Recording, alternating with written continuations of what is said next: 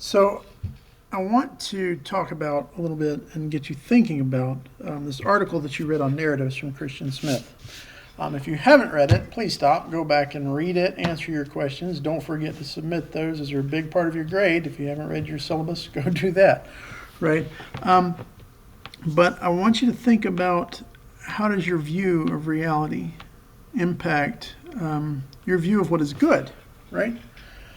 We have ways of seeing things. We have our story, and this is what Christian Smith talks about, right? Our story shapes how we see things, how we think about things, how we interpret things.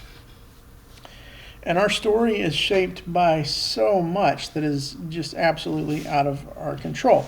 You are conditioned. I don't mean to say that you're determined in the sense that it's not that you can make no choices. I'm not actually a determinist. You may be. I would disagree. We can have that argument some other time. But you're not. It's not that you can make no decisions in life. It's not that you can't think. You can't determine. In fact, the Christian Smith article ends by saying we're not trapped in one way of thinking simply because where we were born or how we grew up. Those things do shape us. They shape us profoundly. Our language shapes us profoundly. You're born into a culture and a reality that you did not make. It partially made you. Now, again, as Christian Smith says at the end of his chapter on narratives that you should have read, you nonetheless can have interaction with people who don't share your narrative, and through that interaction, you can actually expand your way of seeing and your way of thinking. But you're still shaped by it. You're still impacted by it. You have sort of lenses through which you see life. And it's important when you think about what is good, what is bad, what is right, what is wrong, what is true, that you realize that those thoughts are shaped. Now, hopefully you've watched my video about objective morality, and I've told you that I defend the idea of an objective morality. There are some things that morally speaking and ethically speaking are true at all times, in all places, no matter what. No one should ever be enslaved to another person. They just shouldn't. It's wrong. It's always been wrong, even when people didn't know it was wrong. Just like the earth has always gone around the sun. The fact that people 5,000 years ago thought that the earth was, well, if you get to the kind of the foundations of Western culture in Babylon and Greece, places like that, 3, 4, 5,000 years ago, there's this idea of this earth with pillars holding up a firmament, and the firmament was like the dome of the sky, and there's an underworld, and it's a rather small universe, and that was the cosmos, right? The fact that everybody pretty much believed that didn't make that true, right? And the fact that we discovered, other things about that also didn't make those people idiots, right? They worked with what they had. They saw what they could see. They made deductions. They had thoughts about it. They argued. They discussed. They investigated further, right? When we talk about objective moral truths, that's what we're saying, is that there are things that have always been true, even if people didn't realize it.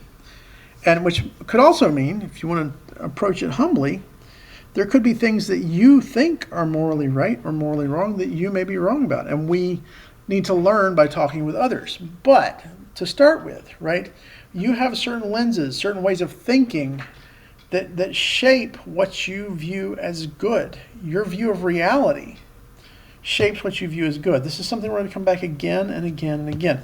The reason being, if we want to talk about what's right and what's wrong, even just for the sake of understanding other people's religious views of what's right and wrong, you have to first understand what is good. I mean, right? You can't know what's good if you don't know what's real. So what's right? Well, what's good? What's good? Well, what's real? The first time I ever taught this class, I had a young man say, I don't like religious morals. Religious moral people are just trying to control your life. Why does it matter? Why should it matter to you if I want to look at pornography? Well, we'll talk about this in more detail at some point, but there are a lot of reasons. But here's the question. Why should it matter? Well, I think it's wrong to look at pornography. I think it's wrong to purchase pornography. Why? Why would I think that wrong? Why would a lot of religious people think that wrong? Why would a lot of non-religious people think that wrong? Well, they think it wrong because they have an attitude of what is good. It's not good to objectify another person. It's not good to in essence, financially trade in the flesh of another human being.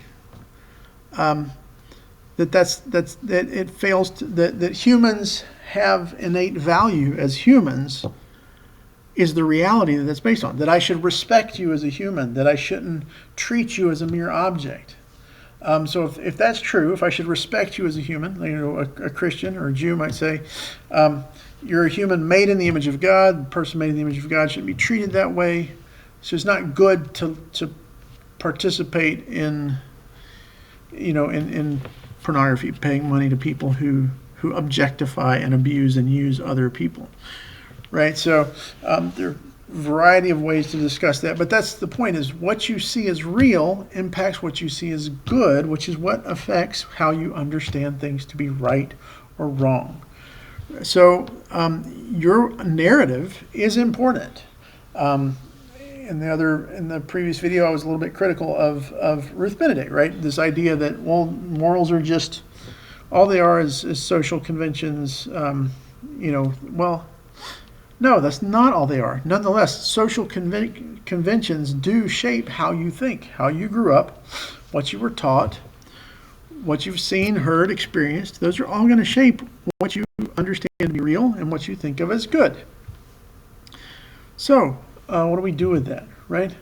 It's kind of like, one thing is we need to realize that reality. We're shaped by our surroundings. We're shaped by our culture, our music, our food, our language, our upbringing, our education, who our friends are, our parents, right? There's so much that shapes and informs and impacts who we are, how we think about everything. So there's the parable of the frog and the fish, right? So the frog says, he's sitting on a lily pad, right? And the fish goes swimming by. He's like, hey guys, how's the water today? And the fish are like, what the heck is water, right? Why? Because the water is everything, right? If you're a Star Wars fan, right? Yoda talks about the Force. It surrounds us and penetrates us. It's everywhere. It's everything. Well, to fish, that's what water is, right? They're swimming in it. It fills them. It's the very essence of everything they know in life. The frog has a different perspective, because the frog has been able to participate in the life of the water and the life of the air, right? He's expanded his realms of participation in reality. His reality is bigger.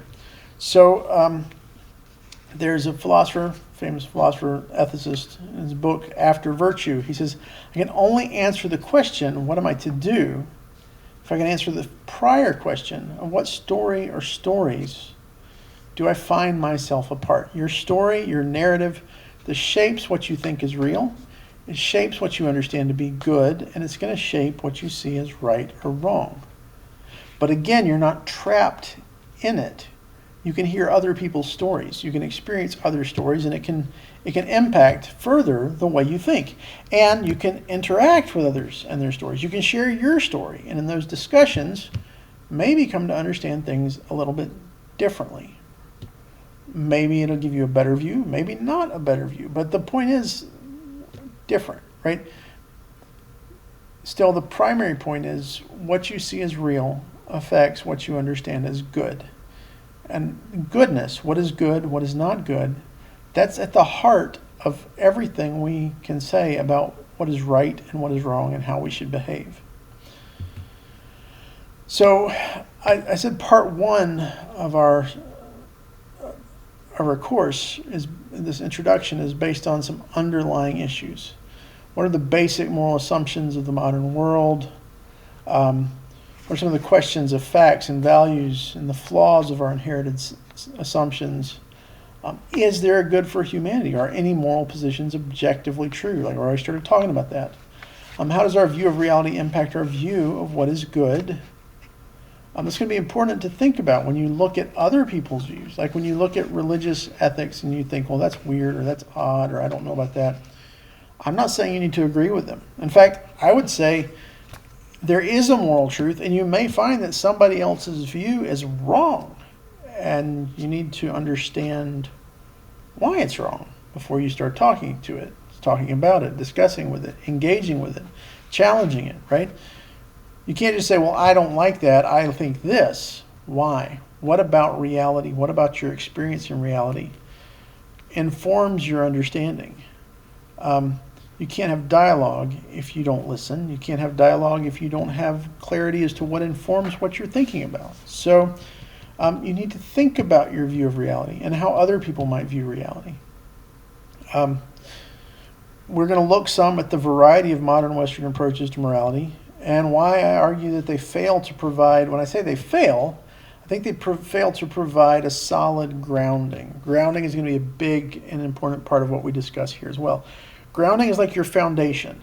It's the source for finding the answers to why is this right, why is this wrong, how can you determine that this is right and wrong, what's the basis for calling this thing right or wrong, what's the foundation for calling something good or bad, right? That's what grounding is. And there are various approaches to ethics in the modern Western world where historically we've wanted to say, well, we don't want to go to that religion stuff. There's been too many problems with religion. We're going to find a way that everybody can agree on, that we can come to a decision of what's right, what's wrong, what's good, what's bad. There are various approaches. They have various strengths, but they also have some serious weaknesses. And I think at the end of the day, they fail to provide you with a solid grounding. So we're going to ask, why is that? And what might a solid grounding look like? Or at least, what do we have to make allowances for? Is there a foolproof grounding as humans? Or do we just have to keep doing the best we can moving forward, asking questions, right? We'll look at the question of plausible foundations for objective ethical standards apart from God. This will come back up a few times to some degree, in each of the three main parts of this course. We'll touch on this. Are there plausible foundations for objective ethical standards apart from God? I'll show you my cards right now. I don't think there is, but it's an interesting thing to look at, and I do my best to give a fair hearing to both sides on that question. So it's something to consider, and it plays into kind of our concluding discussions in this course. The way we're going to approach this is I think I've mentioned in the opening video that we're going to look towards understanding the question of grounding and morality. We're going to looking at different ways the modern world has tried to ground morality. We're going to look at the commonalities of religions and what they share as far as morality and how they differ. And we're going to discuss religious groundings for morality. We're going to keep coming back to this question of, are there plausible non-religious grounding, and what would those look like, and do they fail, do they succeed, why or why not? And then we're going to conclude with a discussion of moral arguments for and against God, because that question of plausible foundations for objective ethical standards, one of the major arguments within theistic, there's people that believe in some kind of form of sort of a monotheistic or a God in the sort of Judeo-Christian creator of everything, good, ultimate, all-knowing, all-powerful, that God view, that theistic view. One of the chief kind of arguments for that existence of that God comes from the idea of there are objective moral values or objective moral standards. Where do those come from? Can you find a grounding? And if you can find no other grounding besides the source of existence being some form of God that has standards, then if there are objective morals, then there has to be a God. That's one of the arguments. An argument against God is actually to say there are objective morals and there's evil in the world, and if God is all good and all powerful, there shouldn't be evil, so there can't be a God, right? So there these contending arguments about the existence of God are rooted in morality and questions of good and evil. So that's where we're moving towards. But in the previous video on objective morals, as we were talking about, right, are moral positions objectively true? And I want to look today at our narrative and how our view of reality affects our view of what is good. And these will all keep coming up, but we'll touch on them in a little little bit more fully in this lecture, right? So you're kind of underlying and inherited assumptions, and I want to argue that this assumption is flawed.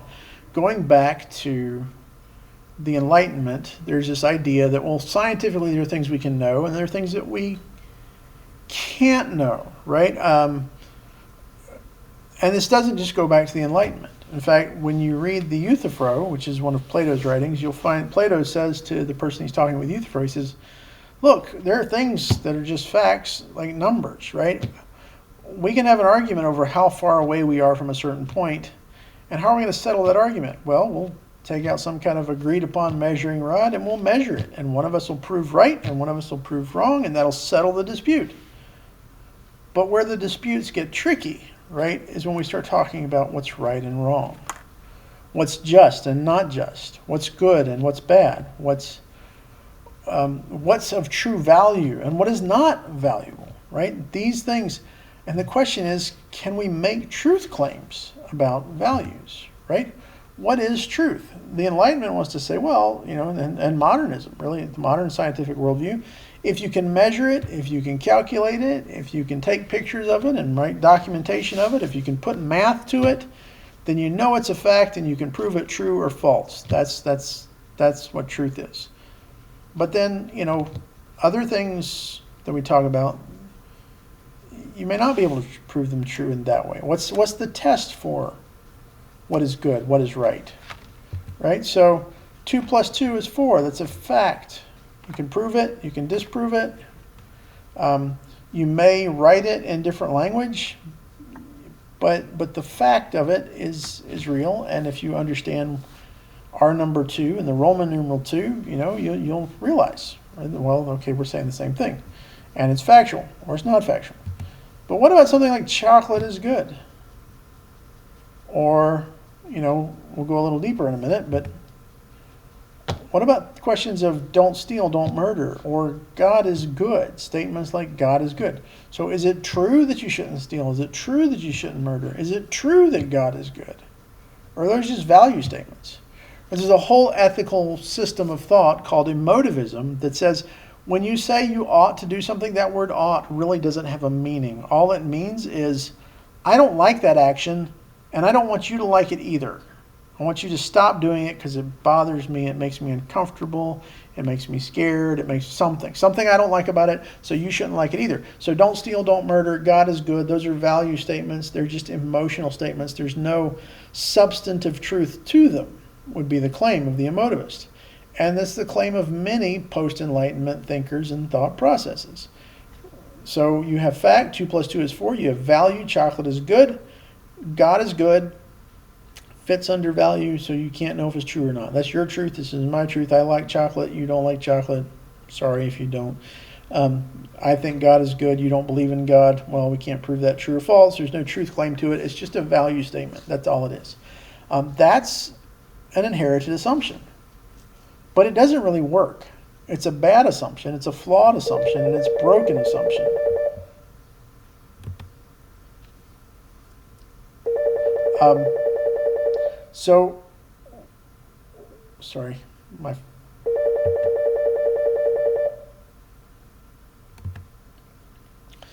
The question of facts and values and the flaws of our inherited assumptions, part of it's rooted in a simplistic view of science, right? There's this kind of Francis Bacon, you just follow this method. You should get out there and learn things through testing, through experimentation.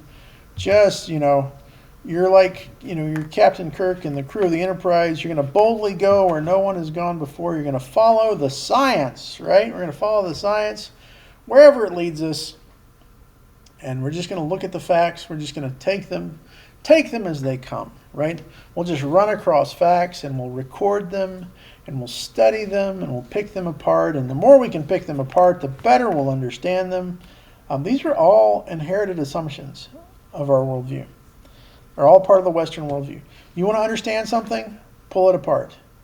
Figure out its pieces. Break it into its components, right? Physics is the hard science. So you want to do physics, you want to do anything else, you got to know it like you know physics. You got to be able to put math to it. How do you put math to it? You break it down into its smallest components to make it comprehensible. But this really isn't the way life works. It's not the way knowledge works, and it doesn't work well oftentimes. So the assumption is flawed, right? It doesn't. You don't just float around in space picking up facts. You don't just float around the world picking up facts and then putting the math to them. Speaking of math, how does science actually get done? Well, there are things that determine where we spend our money, right? On research. What research do we do? Just what we happen to come across? Oh, that strikes me as interesting. Why does that interest you? Right? Well, you actually got to find money to do the research. How are you going to do that?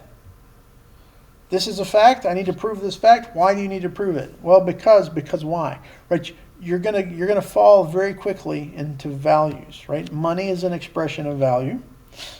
So are we going to do cancer research, or are we going to do research on some obscure disease that 3 people in the world have? Where are we going to spend our money? Right? You want to understand how the West values things? Here's one of my pet peeves. You know how much money's been spent on improving the condom as opposed to how much money gets spent on ending death from malaria in less developed countries? I think it's appalling, right? But what do we value? We value our sexual liberty and the ability to have as much fun sex as we possibly can without consequence. So we're going to spend a lot of money there because that's popular. It's popular research. That's what we value. We don't want, we want our liberty without disease. The fact that children are dying of curable diseases elsewhere, well, where do we spend our money, right? It's not just based on facts. It's not even just based on raw numbers. This many people will die of this, that many people will die of that. It's on what we value. Right? What we hold as valuable. Why do we hold that as valuable? Should we hold that as valuable? And we say, well, the science can't answer that for us. So what does the science tell us? Just the numbers, just the facts. Is there no truth to what we should value, what we should research, right? We also often don't think about how our technology actually changes our societal values. I love to look at one of the what most people would think of, well, that's boring, that's silly, why would you look at that? Just if anybody knows anything about the interstate system. The interstate system was started in the 50s under President Eisenhower. Why would I care about the interstate system? What does that have to do with ethics? What does that have to do with culture and values? Well, if you've ever seen the movie It's a Wonderful Life, Christmas movie, that's a great classic movie. And the main character, right? He's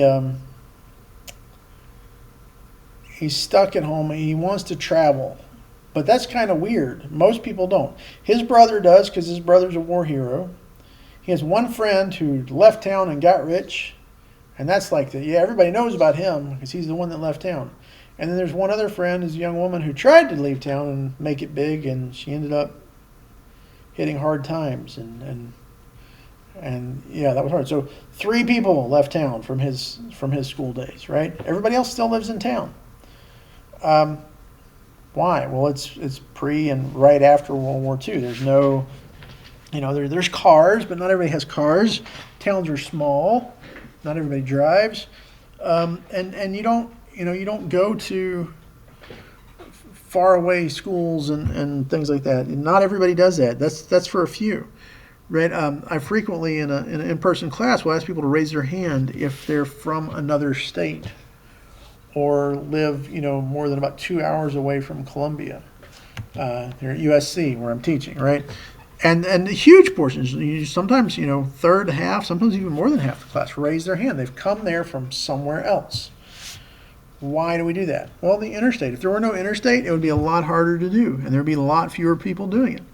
What does that do to society? It changes your values. What are you going to do when you finish high school, right?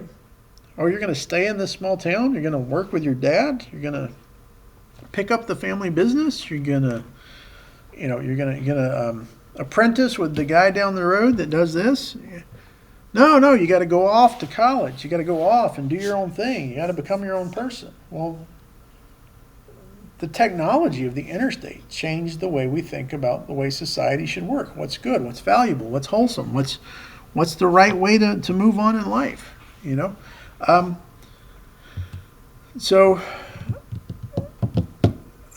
when you get into the philosophy of science, there's another problem with this idea of following, the facts versus the values, right? Following the science. If you just break it down to the numbers, you'll figure it all out. Well, that actually starts to fall apart, even with the numbers, even with the hard science of physics, right? There are problems now in philosophy of science.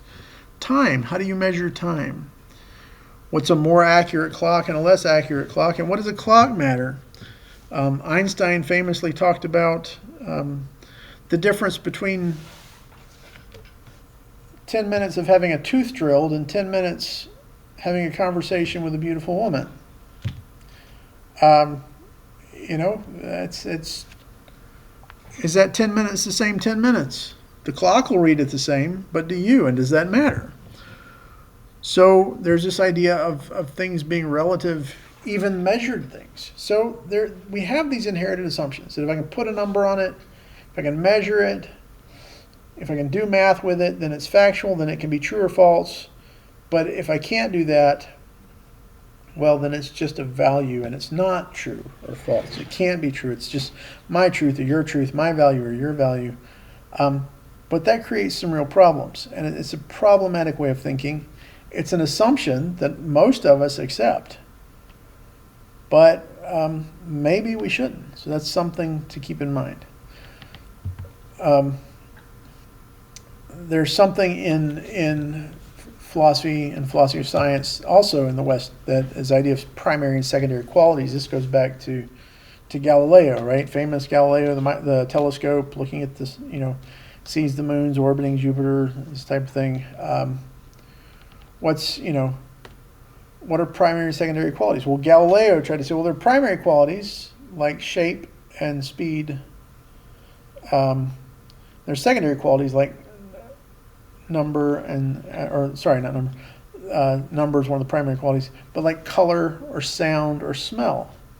And he said the primary qualities exist by themselves. Secondary qualities only exist if there's someone there to smell it, or hear it, or see it. But now philosophers of science are saying, whoa, wait a second, Galileo, like the shape, like what does the shape matter? In fact, even in Galileo's own time or soon after, I'll frequently, if I have a whiteboard or a chalkboard, when I talk about this, I'll look at the blank chalkboard and say there are infinite number of squares on that chalkboard. Can you see them? Right? Well, no, you cannot. Mathematically, in 2D geometry, there's infinite number of squares on that board up there. Shape is supposed to be a primary quality. It exists apart from our ability to see it, or apart from the observer, supposedly, according to Galileo. But do they really, right? You can't actually see any of those squares unless Galileo says that color is a secondary quality. Unless someone takes a different color from what the board is and actually draws a square, the primary quality does it really exist? I mean, these are the questions in philosophy of science right now that we're starting to question and make us question this assumption that facts are true and values are not, right? Reality depends upon interaction with the human observer and the interpretation of the human observer.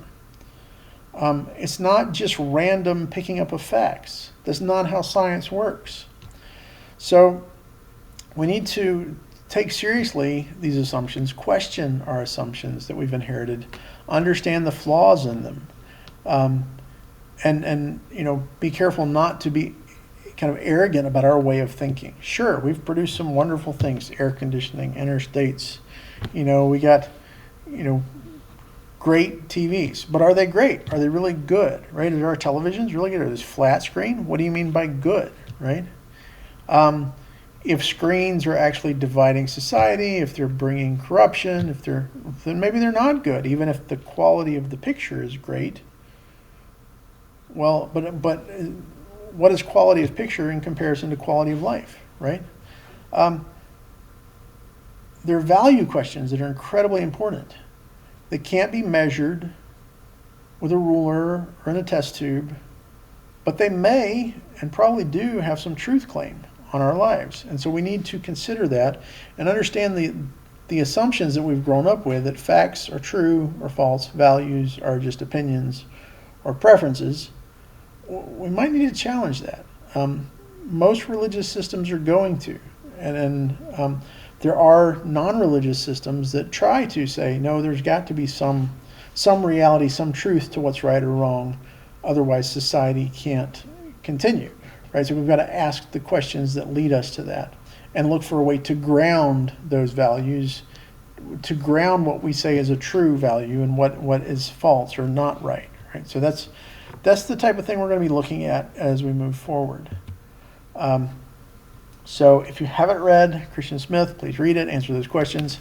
I'll be releasing a video pretty soon on kind of the reading of the Gorgias, and then following up also with some videos on the various ways that the modern Western world has tried to sort of root our understanding of how we ground morality.